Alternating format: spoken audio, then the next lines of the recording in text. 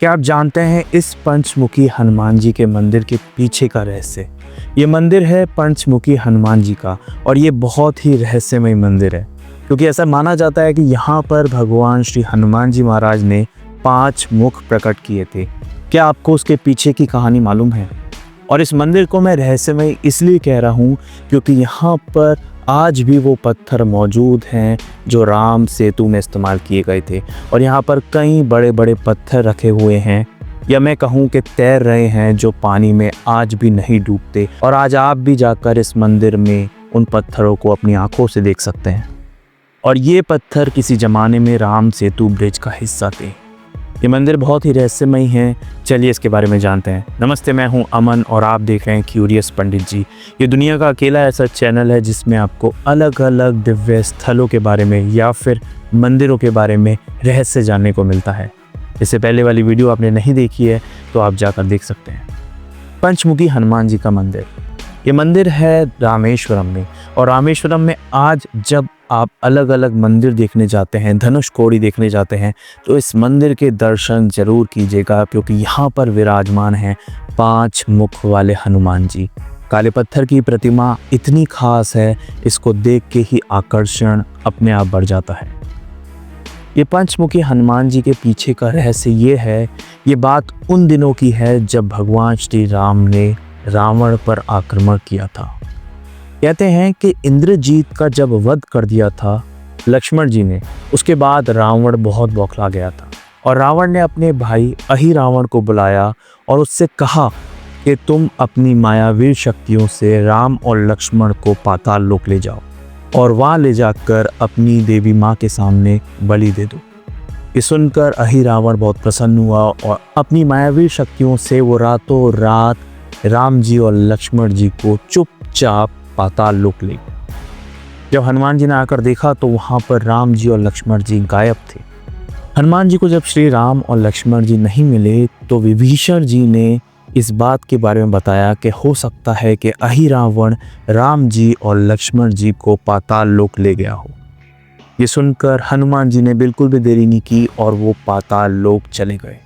लेकिन पाताल लोक में उनका सामना एक ऐसे व्यक्ति से हुआ जिनको देखकर उन्हें बहुत हैरानी हुई। जैसे ही वो पाताल लोक के द्वार पर पहुंचे, उन्होंने पाताल लोक के द्वार के रक्षक मकरध्वज से युद्ध किया। मकरध्वज जो कि हनुमान जी का ही पुत्र था। जी हाँ, आप सब जानते होंगे जब हनुमान जी का लंका दहन के समय एक पसीने की बूंद समुद्र में गिरी थी, उसे एक मगरमच्छ निकल गया था और उसके बाद पैदा हुआ था मकरध्वज।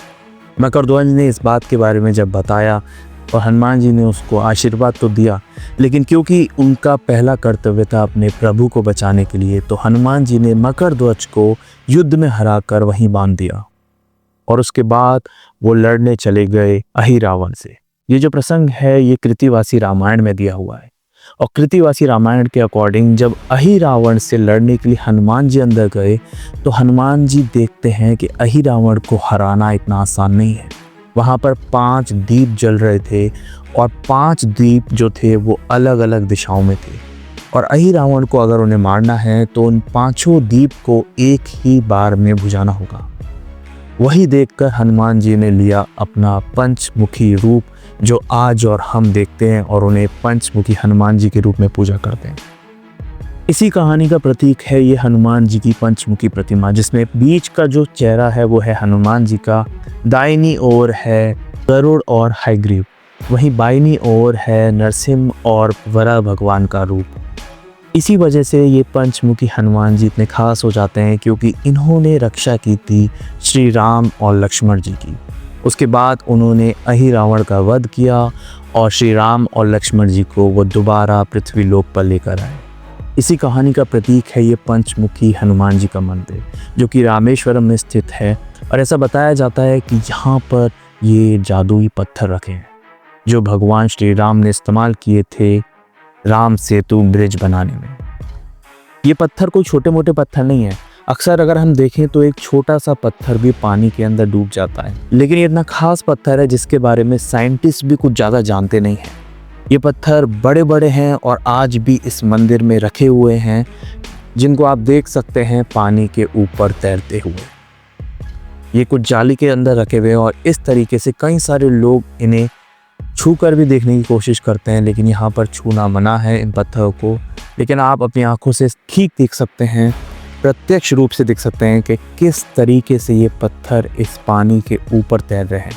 और आकार में भी ऐसा नहीं है कि ये पत्थर कुछ छोटे हैं, ये पत्थर विशाल रूप के हैं और इस छोटे से पानी के भरे हुए कुंड में रखे हुए हैं और वहाँ पर ये तैरते हैं।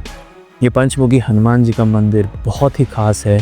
अगर आप रामेश्वरम जा रहे हैं तो ये रामेश्वरम मंदिर के बहुत नज़दीक है। इस मंदिर में पंचमुखी हनुमान जी की मूर्ति की प्रतिमा के दर्शन ज़रूर कीजिएगा। साथ ही मैं एक बात और बता दूं कि इसके पास ही जो तैरते पत्थर हैं वो इस मंदिर परिसर के अंदर ही हैं, उनको भी देखिएगा। इसी तरह आप भारत के अनोखे मंदिरों के रहस्य जानना चाहते हैं या मंदिरों के बारे में कहानी जानना चाहते हैं तो ये अकेला ऐसा चैनल है जिसमें हिंदुस्तान में दिव्य पवित्र स्थलों के बारे में और बहुत ही अनोखे मंदिरों के बारे में मैं आपको बताता रहता हूँ। और भी मंदिरों के बारे में जानना चाहते हैं तो आप बिना किसी देरी के जल्दी से सब्सक्राइब कर लीजिए इस चैनल को। मिलेंगे एक नेक्स्ट वीडियो में। जय श्री राम।